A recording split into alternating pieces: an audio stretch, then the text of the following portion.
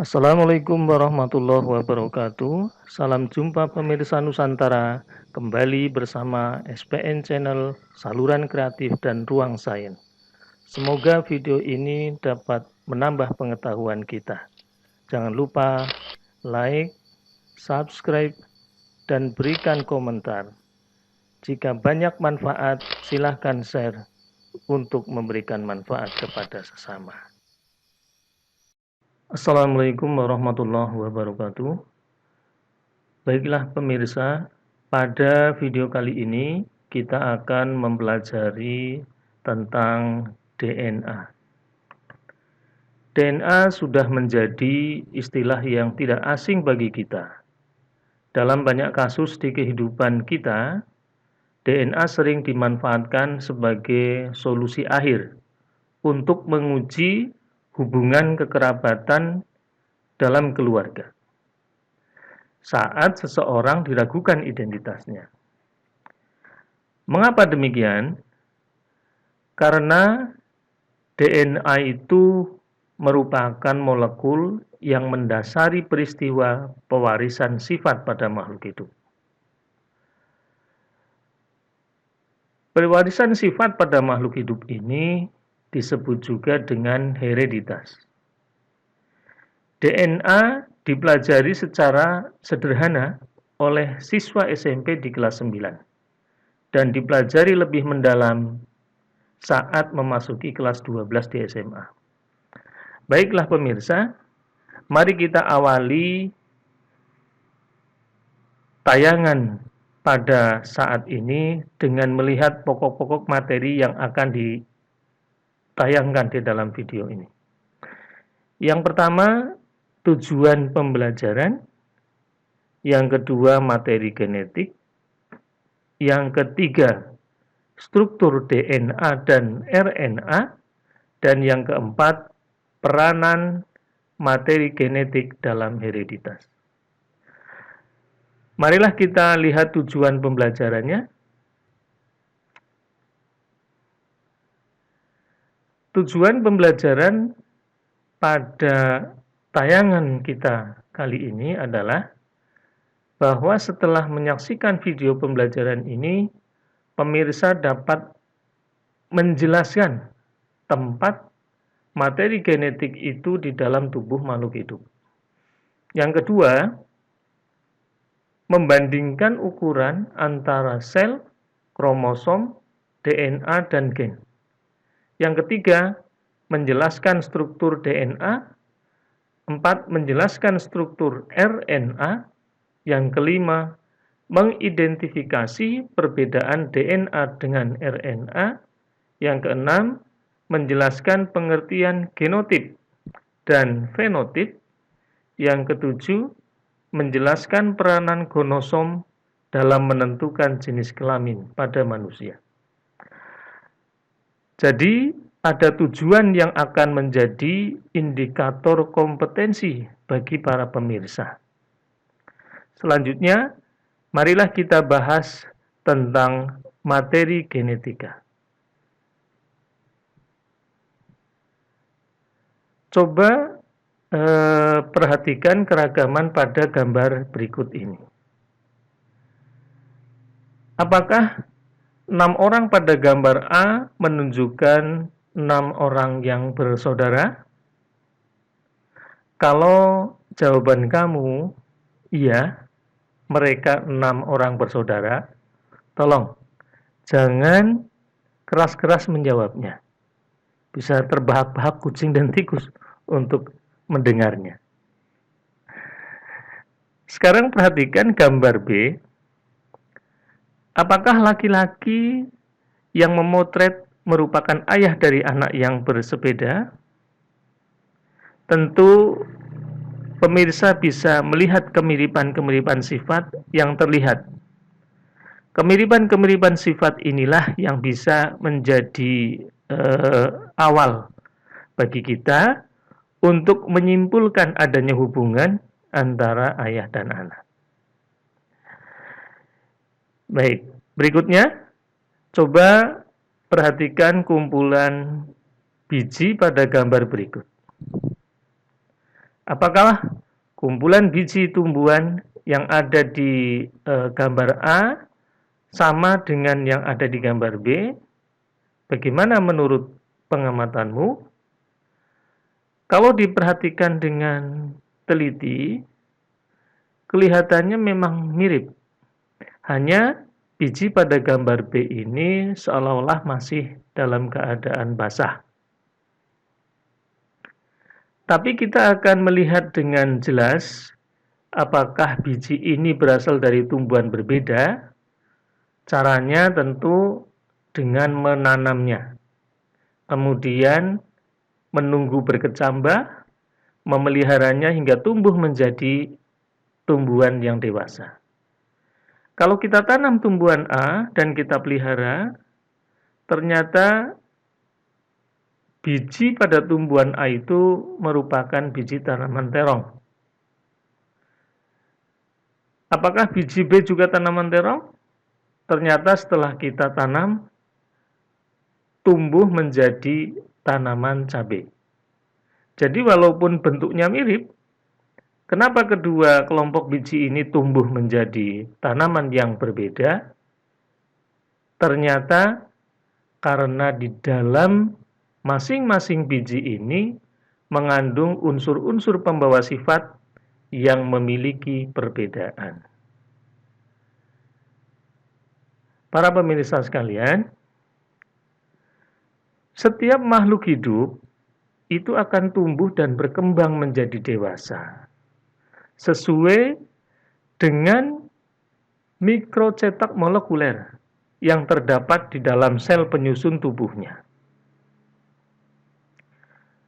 Mikrocetak molekuler ini yang sering dinamakan dengan gen. Gen merupakan materi hereditas yang akan menuntun arah pertumbuhan dan perkembangan makhluk hidup dari sel tunggal yang sering disebut dengan zigot menjadi individu yang dewasa. Terus, di manakah gen itu bersemayam di dalam tubuh makhluk hidup? Para pemirsa sekalian, coba kita perhatikan gambar berikut ini. Pada gambar ini terlihat bahwa ada hubungan antara gen dengan DNA. Gen-gen itu ternyata merupakan segmen-segmen yang terdapat di dalam DNA. Sedangkan DNA sendiri merupakan untaian panjang dari kromatin.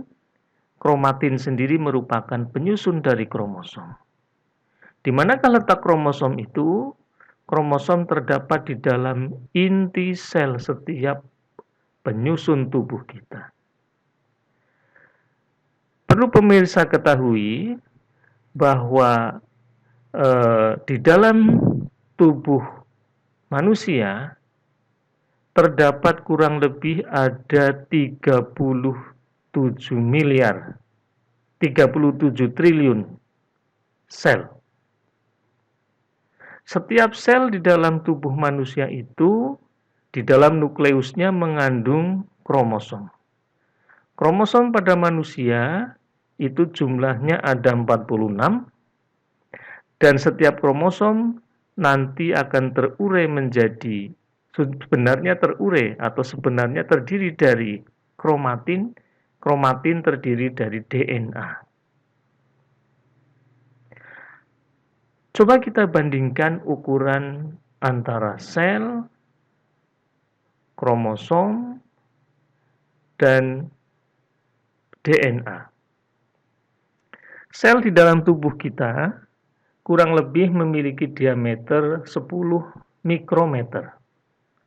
Sedangkan kromosom memiliki panjang sekitar 0,2 mikrometer. Ketika kromosom ini terurai menjadi serat DNA yang sangat halus, maka ketebalan DNA itu hanya sekitar 2 nanometer. Kita sering mendengar istilah titian sebesar rambut di belah 7. Nah, kalau bandingkan dengan DNA, DNA ini jauh lebih kecil dibandingkan titian rambut di belah 7. Untuk membandingkan ukuran ini, kita harus melihat satuannya. 1 mikrometer itu sama dengan 1 milimeter dibagi 1000. Sedangkan 1 nanometer itu sama dengan 1 milimeter dibagi 1 juta. Berarti ketebalan dari DNA itu sekitar 2 milimeter dibagi 1 juta. Nah, bisa dibayangkan betapa tipisnya DNA itu. Kemudian, penting juga untuk kita ketahui sebagai gambaran tambahan bahwa 46 kromosom yang ada di dalam inti sel ini ketika diurai menjadi DNA dan kita sambung-sambung dalam satu sel ini, DNA-nya bisa mencapai 3 meter. Kalau seluruh kromosom yang ada di dalam tubuh manusia ini kita sambung-sambung, bisa dibayangkan berapa panjangnya. Berarti 3 meter dikali 37 triliun. Itu kalau kita hitung bisa mencapai 111 miliar kilometer. 111 miliar kilometer ini jaraknya bisa mencapai lebih dari 700 kali jarak antara bumi dan matahari. Nah, kelihatannya mustahil, tapi coba kamu hitung. Baik, kita lanjutkan. Jadi, dapat kita simpulkan bahwa DNA atau kepanjangan dari deoksiribonukleik asid adalah materi genetik yang mengandung unit-unit penentu sifat makhluk hidup yang disebut dengan gen. DNA menjadi bagian penting dari kromosom, dan kromosom tersimpan di dalam inti sel. Gen yang merupakan segmen dari DNA berfungsi dengan baik jika dibantu oleh materi genetik lain yang disebut dengan RNA. RNA atau ribonukleik acid membantu gen saat memproduksi protein. Bagaimanakah perbedaan struktur molekul DNA dengan RNA? Mari kita lihat perbedaan antara struktur DNA dan RNA. Pemirsa sekalian, DNA merupakan polimer kimia yang tersusun dari gula, deoksiribosa, gugus fosfat, dan basa nitrogen. Sedangkan RNA adalah polimer kimia yang tersusun dari gula ribosa, gugus fosfat, dan basa nitrogen. Menurut penelitian James Watson, Francis Crick, yang dibantu ahli biofisika Rosalind Franklin dan Maurice Wilkins, ditemukan bahwa struktur DNA adalah double helix atau ganda berbilin. Sedangkan struktur polimer RNA merupakan rantai tunggal. Coba kita lihat pada gambar berikut ini. Ini adalah gambaran DNA yang tadi disebutkan strukturnya adalah rantai ganda berbilin, sedangkan ini adalah RNA yang merupakan rantai tunggal. Baik DNA maupun RNA itu merupakan polimer kimia yang tersusun dari nukleotida. Nukleotida sendiri tersusun atas nukleosida yang berikatan dengan gugus fosfat. Coba perhatikan. Gula sebagai penyusun nukleotida, gula pada DNA jenisnya adalah gula deoksiribosa. Sedangkan gula pada RNA adalah gula ribosa. Apabila gula ini berikatan dengan basa nitrogen, maka akan membentuk nukleosida. Basa nitrogen pada DNA memiliki sedikit perbedaan dengan basa nitrogen pada RNA. Pada RNA, basa nitrogennya tidak ditemukan adanya timin, tetapi terdapat urasil. Sedangkan sebaliknya DNA ditemukan adanya timin, tetapi tidak ditemukan adanya urasil. Sedangkan jenis basa nitrogen yang lain, adenin, guanin, dan sitosin, ada kesamaan antara RNA dan DNA. Ini nukleosida, yaitu gula yang berikatan dengan basa nitrogen. Apabila nukleosida ini berikatan dengan gugus fosfat,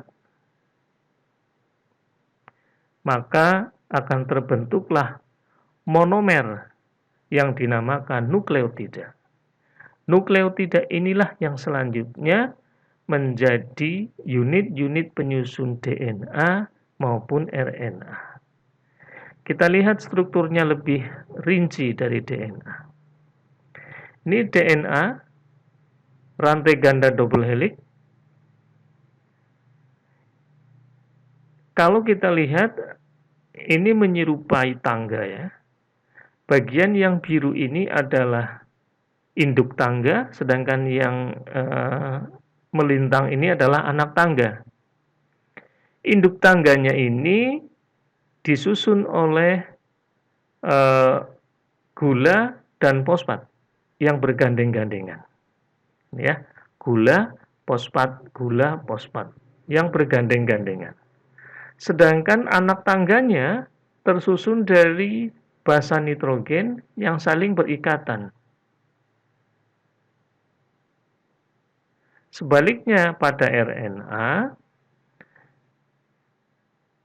RNA mempunyai rantai tunggal, hampir mirip sebenarnya. Ini adalah yang merupakan induk tangganya. Induk tangga tersusun dari gula dan fosfat yang bergandengan, sedangkan anak tangganya ini merupakan basa nitrogen. Nah, baik, sekarang coba perhatikan perbedaan antara DNA dan RNA pada tabel berikut ini. Perbedaan yang pertama dilihat dari tempatnya di dalam sel. DNA itu ditemukan pada nukleus, ini sebagian besar dalam nukleus, kemudian mitokondria dan plastida. Pada tumbuhan, mitokondria ditemukan pada plastida. Sedangkan RNA itu ditemukan pada nukleus, sitoplasma, mitokondria, dan plastida. Struktur rantainya tadi sudah disebutkan perbedaannya, kemudian kadarnya.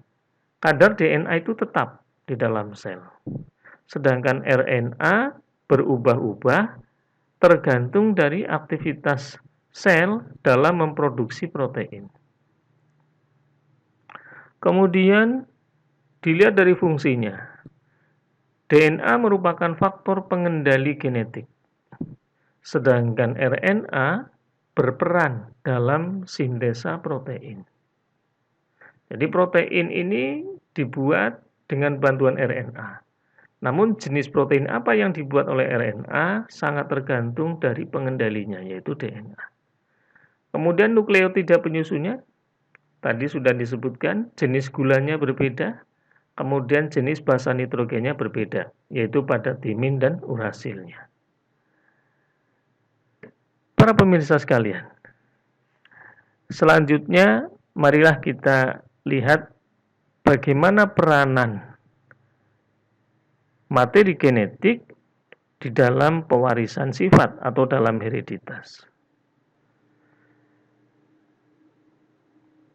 Pemirsa, peranan gen di dalam hereditas adalah mengontrol sifat, mewariskan sifat dari induk kepada keturunannya.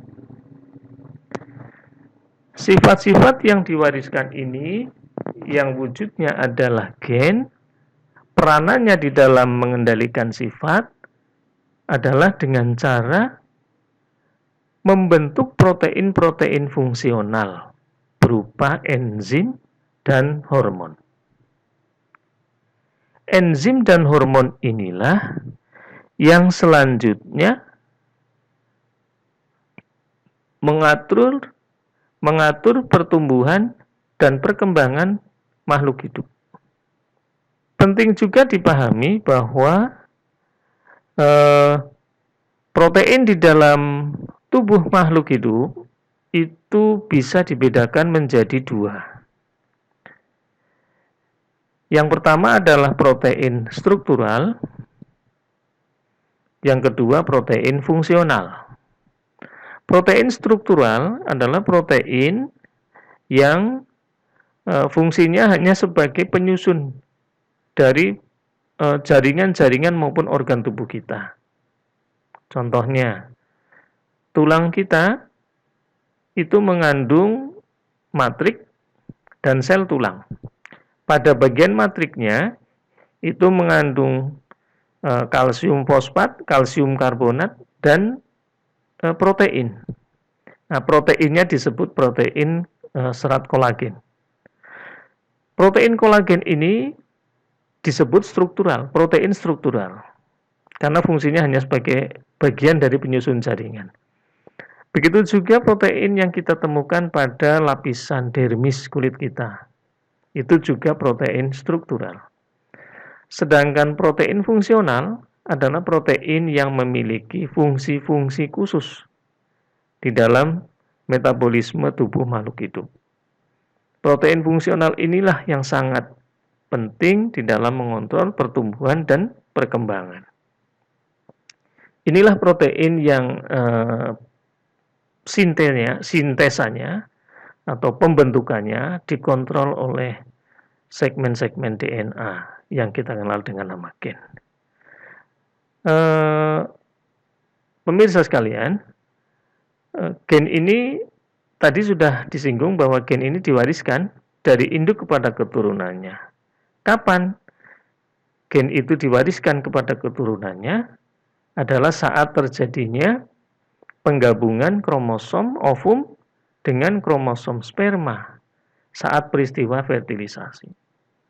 Seorang anak atau keturunan makhluk hidup itu membawa sifat-sifat induk jantan melalui kromosom pada spermanya, sedangkan membawa sifat induk betina melalui kromosom ovumnya. Selanjutnya, marilah kita pahami kromosom, autosom, dan gonosom pada manusia. Kromosom tadi sudah disinggung. Coba kita lihat lagi gambar kromosom. Kromosom ini letaknya di dalam inti sel. Pada manusia jumlahnya ada 46 atau 23 pasang.